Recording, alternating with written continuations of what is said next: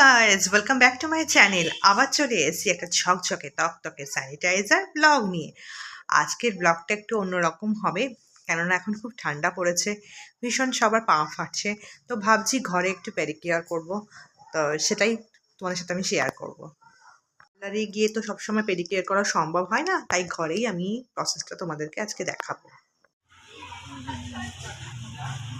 ঘরে পেডিকিউর করার জন্য উষ্ণ গরম জল নিচ্ছি, শ্যাম্পু নিচ্ছি, সোডা নিচ্ছি আর একটু লেবু নিচ্ছি। এই যে প্রথমে লেবুর রস আমি এর মধ্যে চিপব, দেন শ্যাম্পু ঢালবো, দেন সোডা দেব। এরপর ভালো করে জলটাকে মিক্সড করব। এই দেখো গরম আছে। এবার আমার পাটাকে আমি এর মধ্যে ডুবিয়ে দেব। এই যে আমি একটা একটা করে আমার পা দিচ্ছি। ওয়াও, যা লাগছে না, ওয়াও।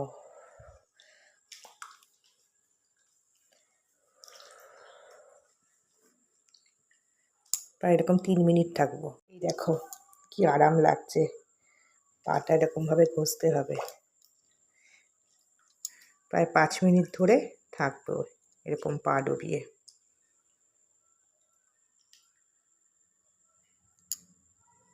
এই দেখো 5 মিনিট হয়ে গেছে।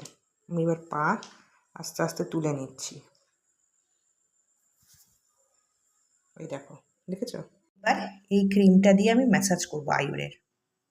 আমাদের পাটা কত পরিষ্কার হয়ে গেছে, তাই না? এবার আস্তে আস্তে করে ভালো করে পায়ের মধ্যে ক্রিমটা লাগাবো। শীতকালে না খুব উপকার। এই দেখো,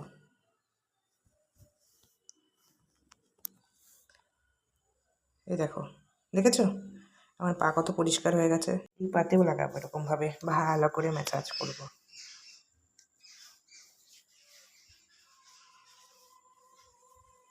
এই দেখো, এই দেখো, এবার দুটো পা।